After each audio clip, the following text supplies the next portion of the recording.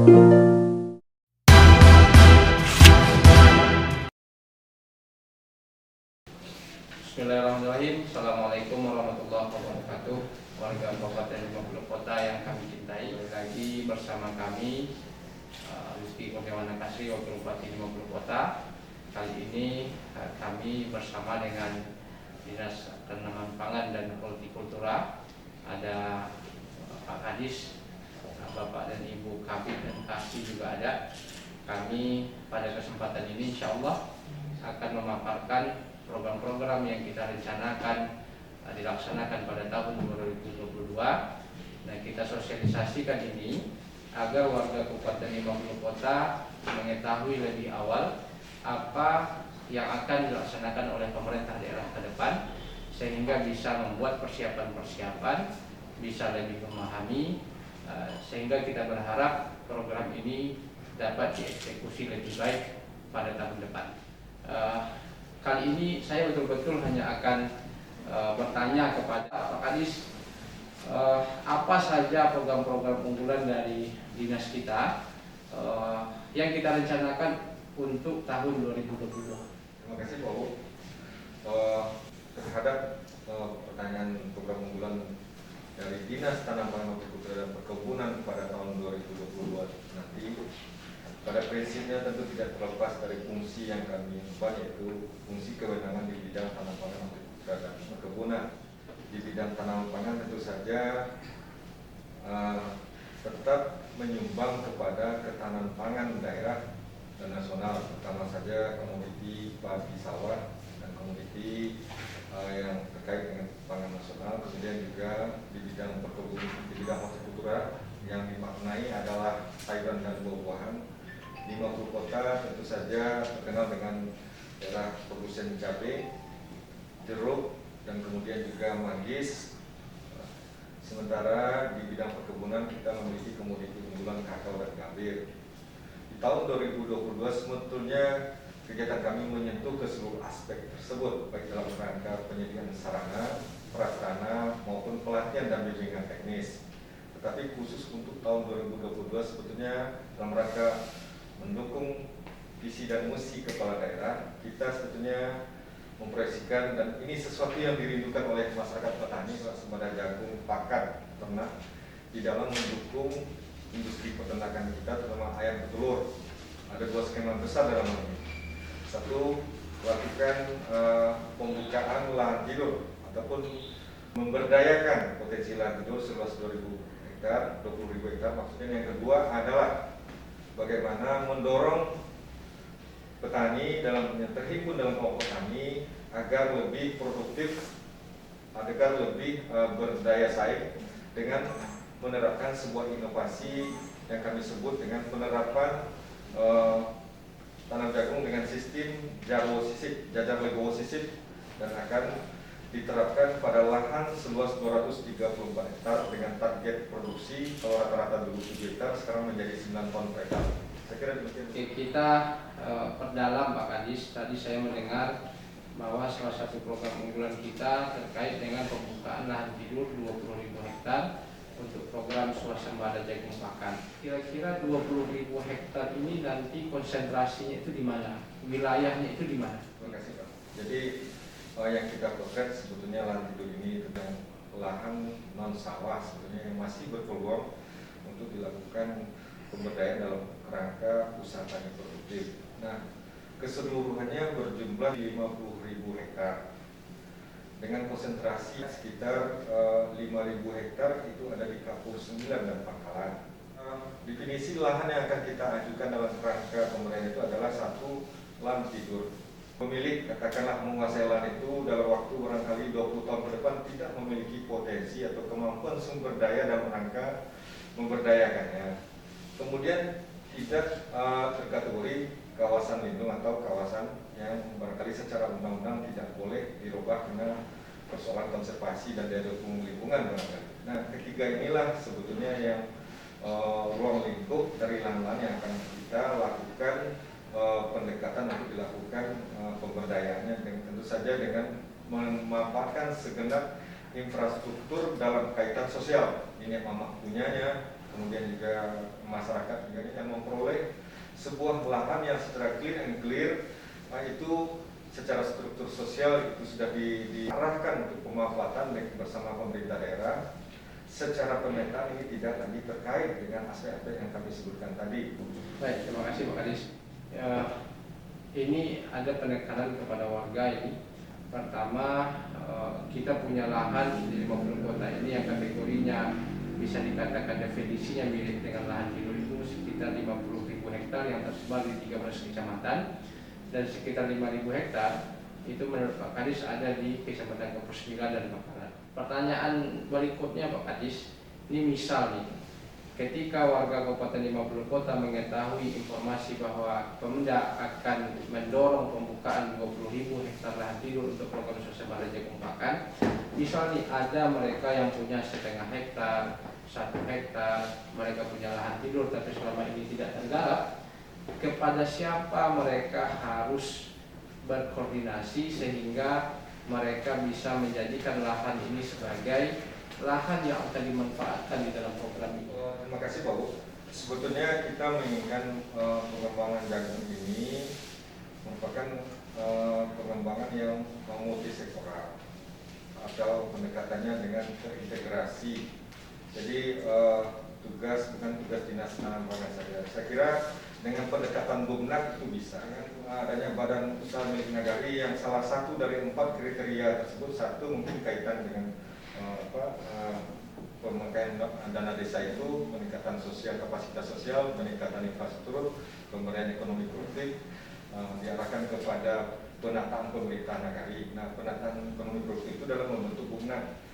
Kita bisa nanti BUMNAK-nya nanti mengcover soal-soal upah tenaga kerja dan lain sebagainya. Karena kita memiliki namanya di sini alat bagian dari PAD juga. Kita memiliki traktor roda 4 yang bisa disewa untuk pembukaan lahan pertama. Nah, kita nanti bisa mengintroduksinya dengan bantuan bibit kepada kelompok-kelompok tersebut. Karena persoalan yang paling berat ketika melakukan ekstensifikasi itu adalah persoalan pembukaan lahan.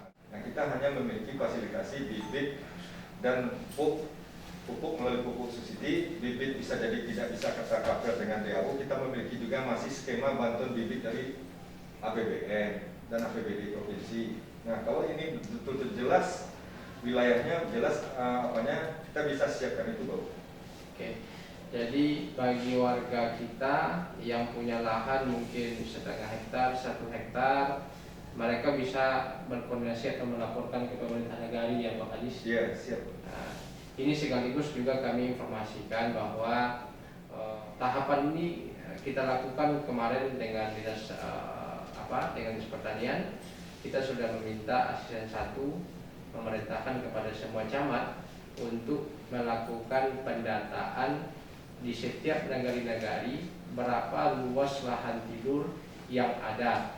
Nah, informasi sementaranya itu sudah kita terima, tapi sekarang kita masih melakukan evaluasi dan selanjutnya akan kita kembalikan ke pemerintah nagari untuk dilakukan pendataan ulang. Ini perlu kita pertajam Pak Kadis, karena setiap kepala daerah itu turun, bupati atau saya, selalu dipertanyakan bagaimana sih teknis pembukaan 20.000 lahan tidur ini. Kami yang punya lahan tidur setengah hektar, 1 hektar, kepada siapa kami harus melapor? Mereka bertanya Pak Kadis, maka kita harus tekankan bagi masyarakat yang punya lahan tidur, berkomunikasilah dengan pemerintah nagari untuk nanti pemerintah nagari bisa melanjutkan ke camat atau asisten 1. Selanjutnya Pak Kadis, tadi disampaikan bahwa untuk menstimulus program 20.000 lahan tidur ini akan dianggarkan 39 sekolah lapang. Ini konsep sekolah lapang ini seperti apa nih Pak Kadis? Terima kasih Pak. Jadi salah satu aspek yang paling penting di dalam usaha tani adalah bagaimana si pelaku utama itu, garis milik petani, memiliki kemampuan skill budidaya, sehingga harapannya di setiap tahapan budidaya itu mulai dari pengolahan tanah, penentuan kesuburan tanah, kemudian juga pemeliharaan dan panen, itu menerapkan langkah-langkah kerja yang betul-betul mampu menyelamatkan tujuan akhir kita, yaitu panen.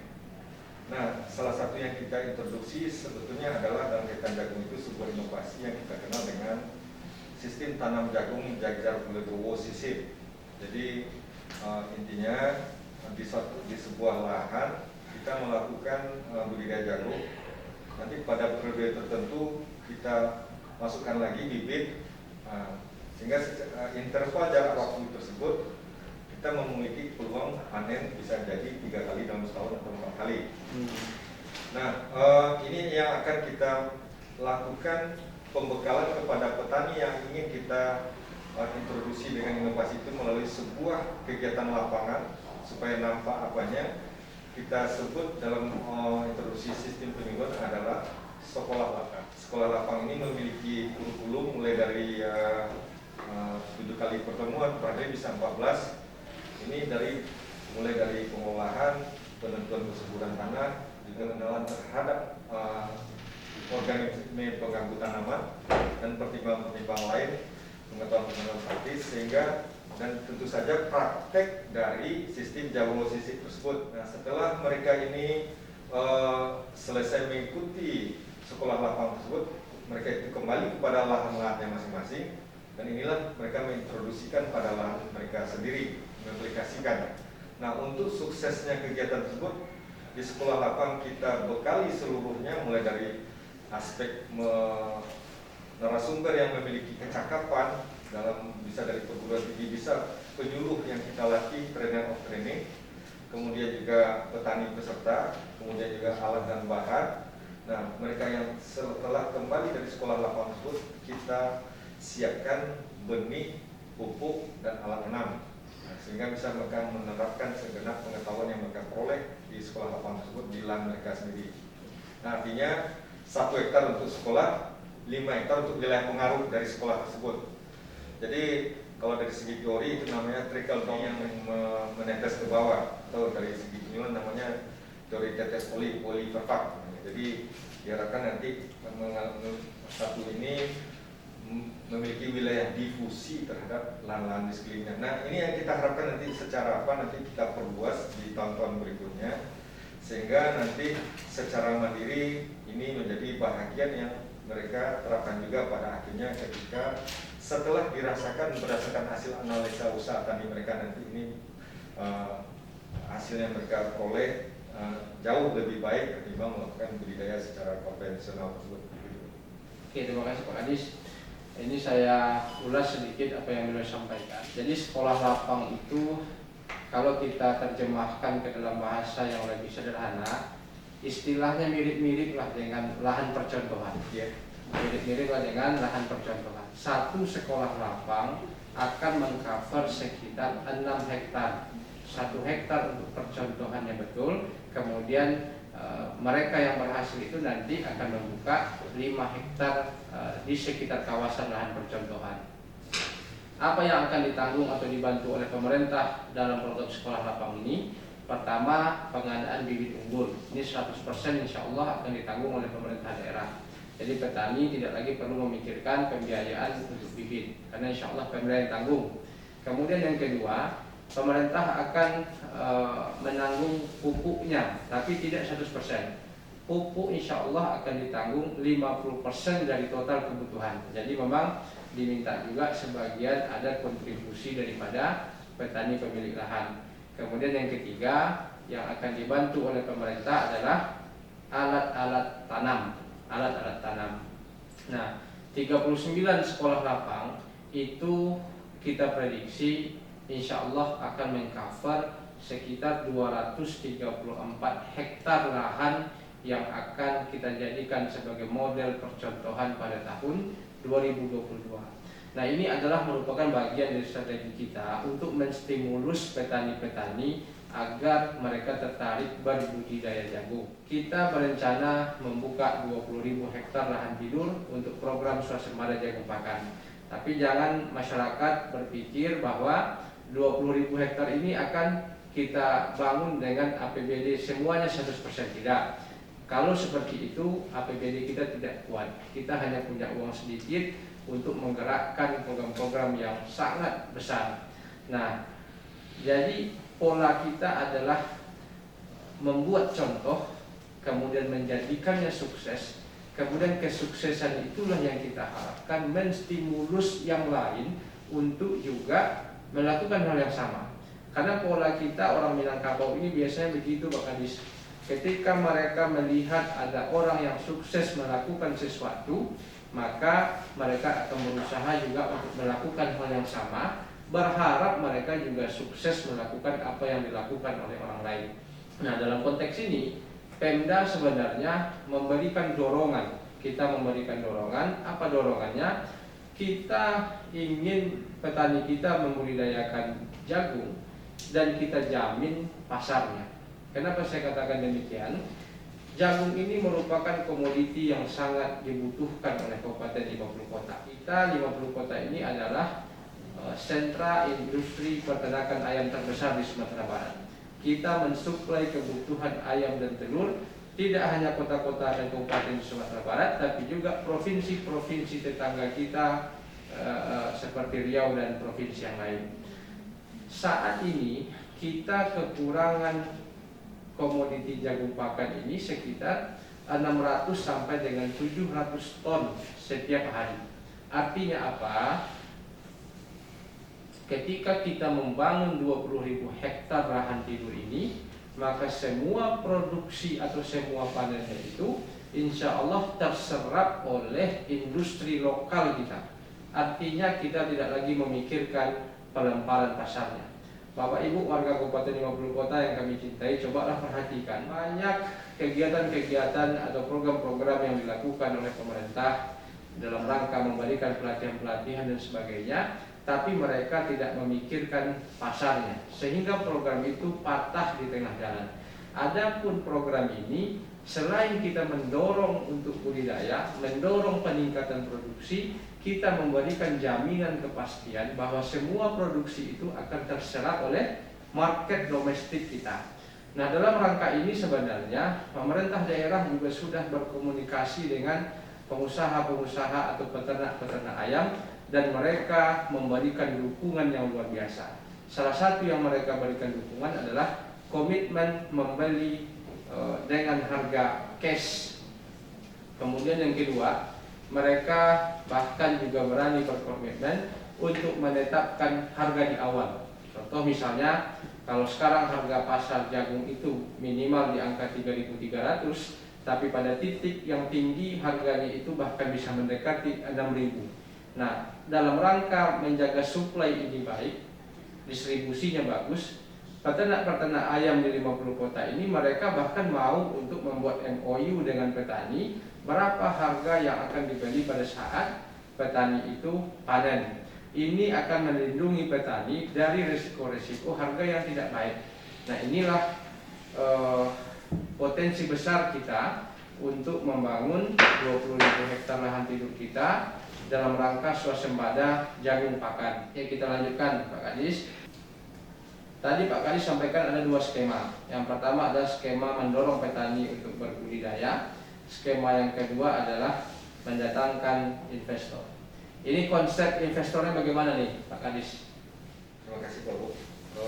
Pada prinsipnya tentu investor ini kita harapkan adalah yang betul-betul berkomitmen dalam rangka memberdayakan potensi di Kabupaten Kota. Karena kita menyadari salah satu komponen untuk pertumbuhan ekonomi di daerah selain spending ataupun investasi dari pemerintah, investasi swasta, tentu kita harapkan adalah investor. Nah, konsep yang kita kembangkan sebetulnya adalah karena ini adalah mengundang dana yang masuk, tentu trust, kepercayaan dari para pihak yang akan mendatangi Kota 50 Kota itu tentu menjadi bagian yang sangat penting. Dari sisi regulasi kebijakan barangkali itu bukan kami pada prinsipnya, tetapi pada prinsipnya tentu kita menyiapkan regulasi kebijakan yang investasi. Nah, ini saya kira sudah menjadi paradigma dari pemerintah pusat sampai pemerintah provinsi dan kabupaten dalam rangka mempermudah terbukti dengan terbitnya Undang-Undang Cipta Kerja tersebut, Omnibus Law.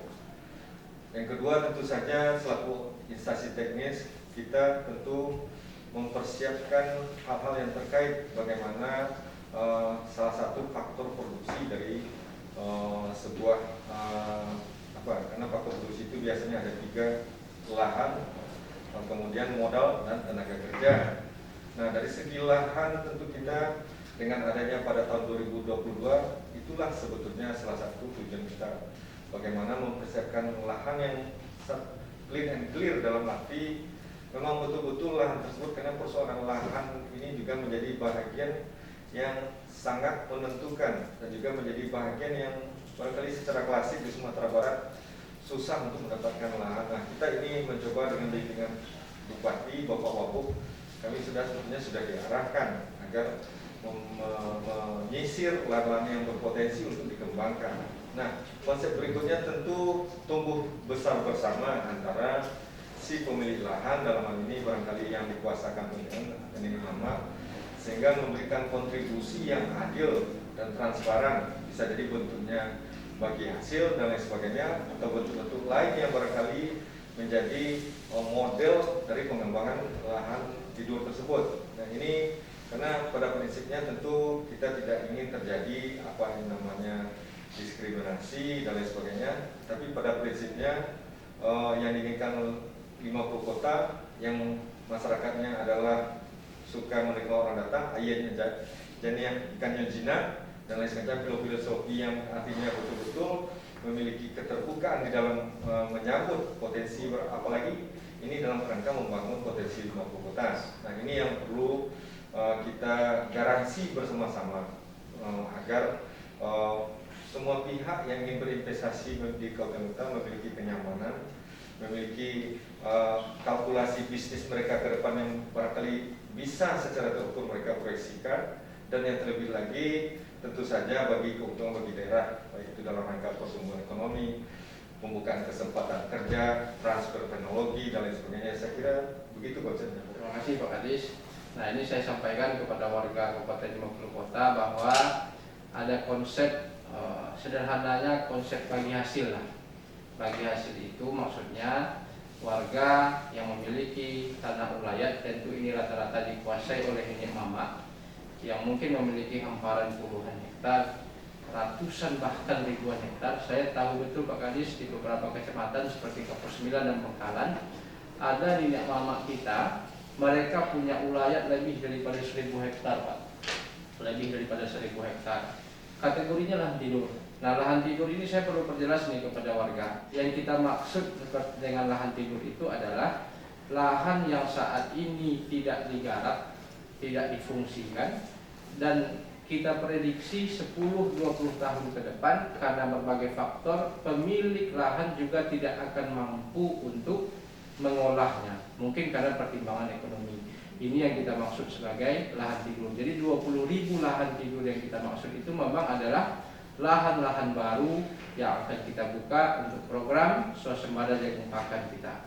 Nah, saya ulang lagi, warga atau nenek mama yang memiliki tanah ulayat berupa hamparan yang luas 50 hektar, 100 atau bahkan lebih, ini bisa dikerjasamakan dengan pemerintah. Kemudian pemerintah mengundang investor agar para investor itu membangun kawasan itu menjadi kawasan pertanian jagung. Kemudian nanti kita atur bagi hasilnya dengan pemilik lahan. Ini konsep belum final, kita masih mendudukkan ini secara betul, tapi rencananya kita memperkirakan pemilik lahan itu akan menerima sekitar 15% dari pendapatan bersih dari penggunaan lahan tadi. Nah, ada konteks lain sebenarnya terkait dengan ini. Saya tahu betul di beberapa daerah di Kabupaten 50 Kota ada ulayat yang diperjualbelikan dengan harga 3 juta, 5 juta sampai dengan 10 juta per hektar. Ada beberapa negara-negari yang saat ini tanah ulayatnya itu sudah berpindah tangan kepada orang luar dengan harga 3-10 juta per hektar, maka akan sangat banyak orang yang akan membeli lahan ulayat yang tersebar di semua negara-negara kita. Maka kalau pemerintah tidak punya program dalam rangka meminimalisir potensi penjualan tanah ulayat ini, maka 10-20 tahun lagi tanah-tanah ulayat di 50 kota akan berpindah tangan kepada orang luar. Maka program ini sebenarnya juga merupakan bagian dari cara kita memproteksi atau mencegah nenek mama kita untuk menjual tanah ulayat mereka. Dengan konsep bagi hasil sekitar 15% ini, kami menghitung-hitung 15%-nya itu per tahun angkanya, kalau kita bisa 3 kali panen, maka angkanya itu berkisar antara 5, 6, atau 7 juta per hektar per tahun. Kalau seorang nenek mama punya ulayat misalnya 100 hektar, maka bagi hasilnya per tahun itu bisa antara 500 juta sampai dengan 700 juta bagi hasilnya per tahun. Nah, tentu peluang ini jauh lebih baik ketimbang kita menjual ulayat kita. Karena menjual artinya berpindah hak, tapi kalau mengerjasamakan hak kepemilikan itu masih pada nenek mama kita, tapi kita menyempatkan bagi hasil dari program kerjasama ini. Nah, ini konsep untuk skema investasi yang disampaikan oleh Pak Kadis tadi. Kemudian kita pindah tema sedikit, Pak Kadis. Ini merupakan poin yang selalu dipertanyakan oleh petani kepada pemerintah, yaitu terkait dengan pupuk bersubsidi. Sampai sejauh mana peran daripada Distan Hormon terkait dengan pupuk subsidi, Pak? Karena persepsi yang ada di masyarakat, kalau ada persoalan dengan pupuk subsidi, dan memang selalu ada persoalan, yang salah itu adalah pemerintah. Dan pemerintah itu diasosiasikan dengan Dinas Pertanian atau Distan Hormon. Nah, apakah betul tanggung jawab pupuk bersubsidi ini ada pada dinas kita atau bukan? Nah, coba jelaskan, Pak. Terima kasih.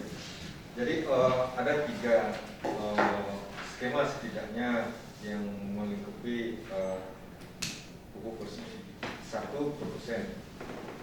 produsen yang mengcover pupuk bersubsidi ini terdiri atas PT Pupuk Indonesia, barangkali lingkupnya adalah pupuk skala muda dan tropenya dan sebagainya. Produsen. Kemudian user artinya kelompok tani. Kemudian distribusi penyaluran itu distributor, pengecer. Dan kemudian pemerintah CQ, dinas teknis setempat. Dinas tempat itu ada 3, barangkali dinas perindustrian, dinas perdagangan, dinas tanah pangan, ataupun dinas sebutan pertanian lainnya yang ada di provinsi, kabupaten, dan kota. Khusus untuk pupuk bersubsidi ini, di Dinas Tanah Pangan, Hortikultura dan Perkebunan kita sebetulnya mengawasi, merencanakan, mengawasi, mendorong di lini 4 dari wilayah pengecer ke kelompok tani. Jadi ini lini 4, lini 3 itu di wilayah distributor dan sebagainya. Nah, tugas kita sebetulnya adalah di menyusun rencana definitif kelompok, mendampingi kelompok tani menyusun rencana definitif kelompok yang akhirnya menjadi kebutuhan, kemudian direkapitulasi, disampaikan kepada sistem penyuluhan, pengikutan sistem penyuluhan pertanian. Kemudian setelah ini jelas alokasi pupuk kita di daerah, kita kewajiban kita adalah mengawasi pupuk setelah sampai di tingkat pengecer. Adapun masalah-masalah yang timbul di dalam hal penyaluran pupuk bersubsidi, sebetulnya domainnya adalah sesuai dengan peraturan Menteri Pertanian, itu diangkat sebuah kelengkapan kelembagaan di dalam penyaluran pupuk dan pestisida. Pusat dan penelitian adalah Komisi Pupuk dan Pestisida, yang kebanyakan fokus utamanya saat ini adalah mengawasi penyaluran pupuk bersubsidi. Jadi coba udah paparkan dengan lebih sederhana. Sampai sejauh mana yang betul-betul tanggung jawab dari OPD Dinas Pertanian? Antara pengecer sampai dengan kelompok tani, Pak. Antara pengecer sampai dengan kelompok tani. Berarti 2 ini saja yang betul-betul menjadi domain daripada Distan Hormon. Betul. Selain daripada itu berarti menjadi kewenangan dari KP3. KP3. Oke. Nah, ini penting juga agar Bapak dan Ibu warga 50 kota mengetahui bahwa persoalan pupuk bersubsidi ini bukan persoalan yang sederhana. Ini persoalan yang sangat kompleks, melibatkan berbagai instansi pemerintahan, termasuk juga aparat penegak hukum, ya Pak Kadis ya. Jadi ini memang bukan persoalan yang sederhana. Eh, saya pikir untuk sementara itu Pak Kadis, Bapak dan Ibu Kabid dan Kasih.